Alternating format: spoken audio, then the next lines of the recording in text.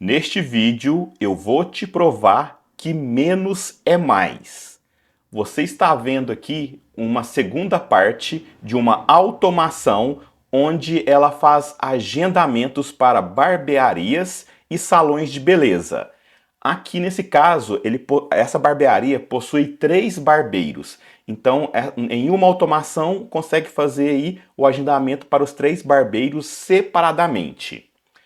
Quando a gente está iniciando a vida dos estudos em automações, a gente pega alguns vídeos aí de alguns gurus mostrando automações gigantescas, monstruosas.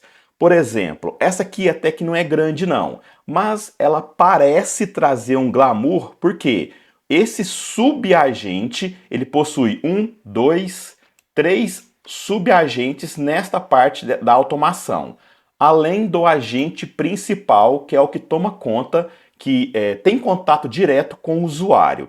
Então ele vai captar a necessidade do usuário e vai enviar os comandos para os subagentes executar as ações, que é agendar, excluir um evento, reagendar um evento, consultar eventos e por aí vai.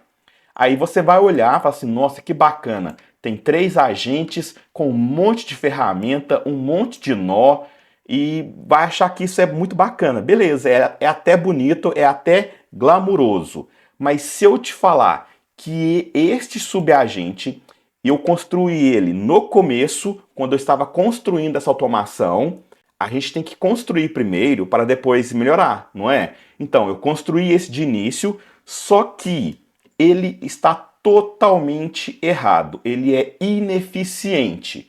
Se eu te contar que esse fluxo aqui é muito mais eficiente, faz tudo o que esse fluxo aqui com a gente faz e ainda mais, você vai acreditar? Esse é o fluxo real de trabalho que eu uso hoje. Pode ver que ele não possui nenhum agente. Então, quais são as vantagens desse fluxo para este? Primeira coisa, economia. Como ele não usa agentes, ele não gasta tokens. Então, ele é muito mais barato. Ah, mas Ricardo, existe agentes gratuitos?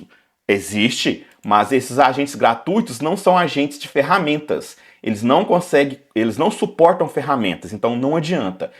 Pense, se você vai usar um agente que vai usar várias ferramentas, aqueles LLMs gratuitos não funcionam, não rodam. Então você sabe que aqui a economia é 100%, né? Não tem nenhum gasto.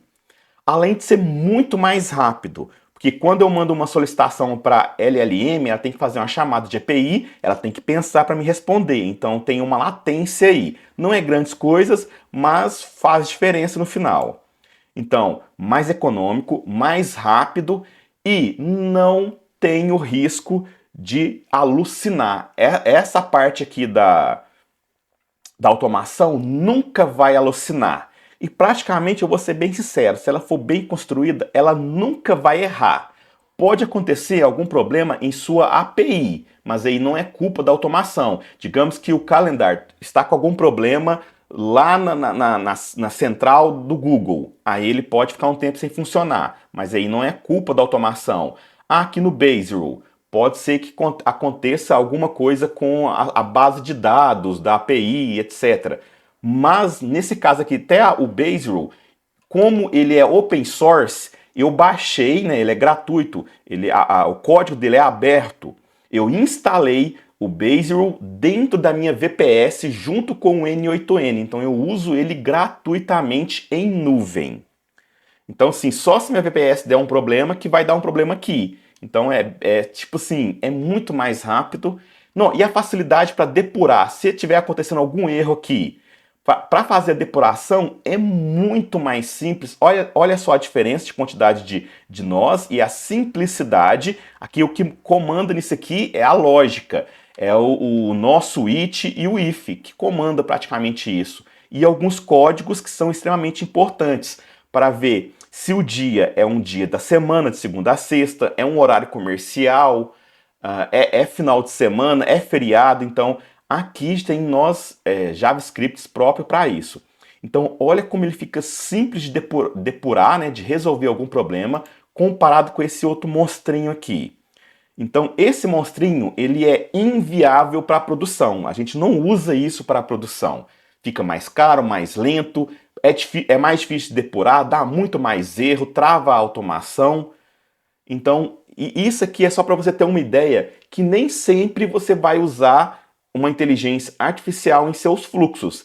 Vai ter vários fluxos que não vai ter nenhum agente, porque não precisa. Porque você cria uma lógica específica e não precisa utilizar uma LLM.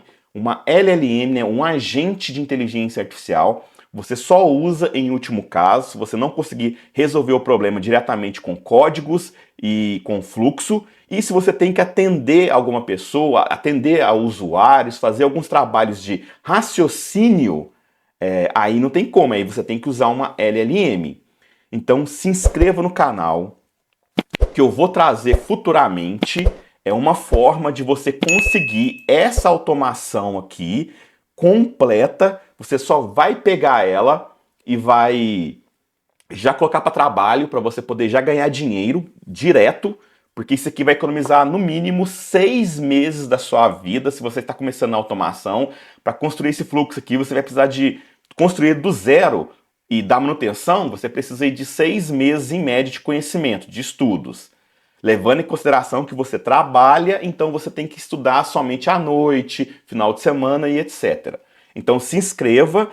Nos próximos vídeos eu devo deixar algum vídeo aqui embaixo, se já estiver pronto, explicando como você vai ter acesso a este agente pronto para trabalho, que eu uso para trabalho. Você vai poder ter acesso a ele, mas eu vou deixar um vídeo aqui, quando estiver pronto, aqui embaixo, na descrição ou no primeiro comentário afixado. Eu vou deixar aqui um vídeo explicando como você vai ter acesso e te explicando melhor sobre essa automação. Espero ter te ajudado, não ter te desapontado. Nem sempre você irá usar uma LLM nas suas automações. Você tem que prezar em uma automação: velocidade, eficiência, custo, né, o custo principal, porque você vai assumir esses custos quando você vai passar uma cotação para o cliente. Então, muito obrigado aí pela sua audiência. Espero te ver nos próximos vídeos. Valeu!